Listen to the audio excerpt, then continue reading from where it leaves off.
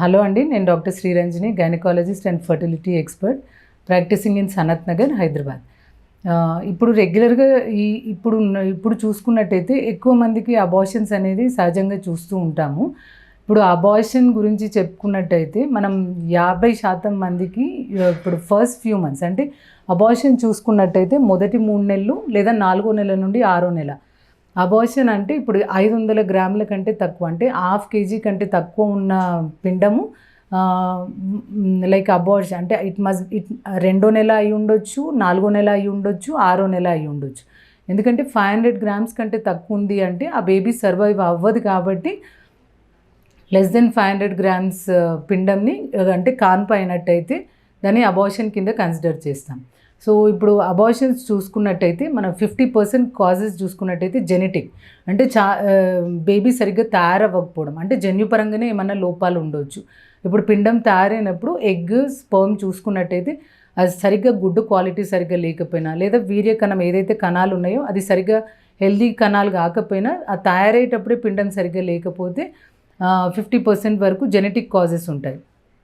ఇట్లాంటివి ఏమన్నా ఉందా అన్నది ఈ రిపీటెడ్గా ఇట్లా ముందు అంటే సెకండ్ మంత్, థర్డ్ మంత్ కామన్గా అబార్షన్స్ అవుతున్నప్పుడు మనం తల్లికి క్యారియోటైపింగ్ అంటే తల్లిదండ్రులకు ఏమైనా జన్యుపరమైన లోపాలు ఉండి ఇట్లా పిండం అబ్నార్మల్గా ఫామ్ అవుతుందా అన్నది చెక్ చేయడం జరుగుతుంది.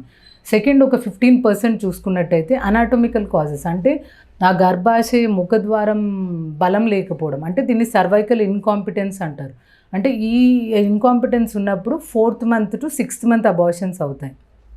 లేదా గర్భసంచి ఆకార లోపాలు, అంటే ఐదర్ గర్భసంచి లోపల ఏమైనా గడ్డలు ఉన్నా, లేదా గర్భాశయం లోపల ఏమైనా వాపు అడినోమయోసిస్ అట్లా ఏమైనా ఉన్నా, లేదా గర్భాశయం లోపల పాలిప్స్ అంటే కండరాలు లాంటివి ఏమైనా పెరిగి అది పిండంని సరిగ్గా పెరగనీయకపోయినా, లేదా యూట్రైన్ సెప్టమ్స్ అంటే గర్భసంచి పుట్టుకతోటి కొన్ని లోపాలు ఉంటాయి.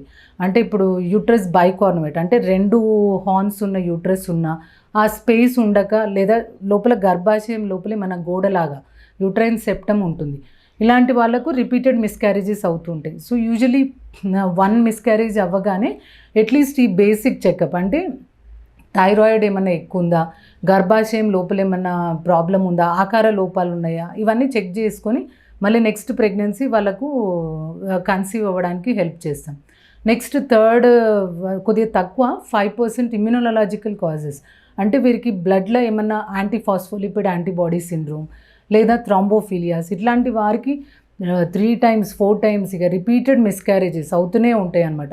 అట్లాంటప్పుడు వారికి ఎక్స్టెన్సివ్ చెకప్ అంటే పెద్ద పెద్ద టెస్ట్లు ఉంటాయి, అవన్నీ చెక్ చేసి వారికి ప్రాబ్లమ్స్ ఏమన్నా ఉన్నాయా చెక్ చేయడం జరుగుతుంది.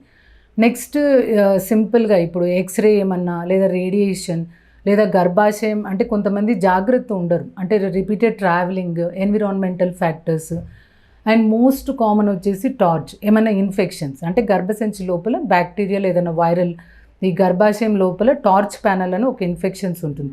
ఇది కూడా ఒక అందుకు ఈ గర్భసంచి అంటే మిస్క్యారేజెస్ అవ్వడానికి లేదా పిండం సరిగ్గా తయారవ్వకపోవడానికి కారణం ఉంటుంది.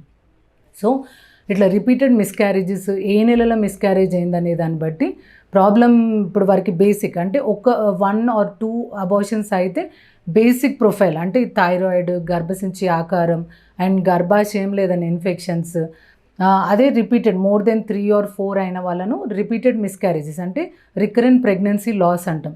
అలాంటి వాళ్ళల్లో అంటే ఏ నెలలో అవుతుంది అంటే ఫస్ట్ 3 months అవుతే నేను అన్నట్టే మన ఇమ్యూనలాజికల్ కాజెస్ ఉన్నాయా అన్నది ఆ కపుల్కి ఎక్స్టెన్సివ్ టెస్ట్లన్నీ చేసి ఏదన్నా ప్రాబ్లం ఉంటే ఆ ప్రాబ్లం తగ్గట్టు వారికి నెక్స్ట్ ఎలా చేస్తే ప్రెగ్నెన్సీ నిలుస్తుందో చెక్ చేయడం జరుగుతుంది.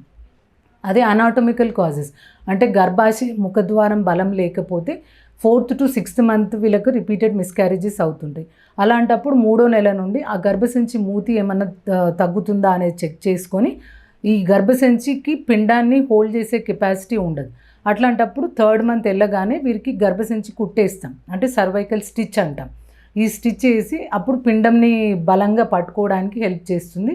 9 నెలలు వచ్చినాక ఆ స్టిచ్ అనేది తీసేసి 9 నెలల తర్వాత ఇక వాళ్ళు డెలివరీకి ప్లాన్ చేసుకోవచ్చు. సో కారణం అంటే ఎందుకు అబార్షన్స్ అవుతుంది, ఎన్నో నెలల అబార్షన్స్ అవుతుంది, ఎన్నిసార్లు అబార్షన్స్ అయింది అన్న దాన్ని బట్టి ఒక కపుల్కి మొత్తం చెక్ చేసి నెక్స్ట్ ప్రెగ్నెన్సీకి ప్రాబ్లం లేకుండా చూస్తాం. Thank you.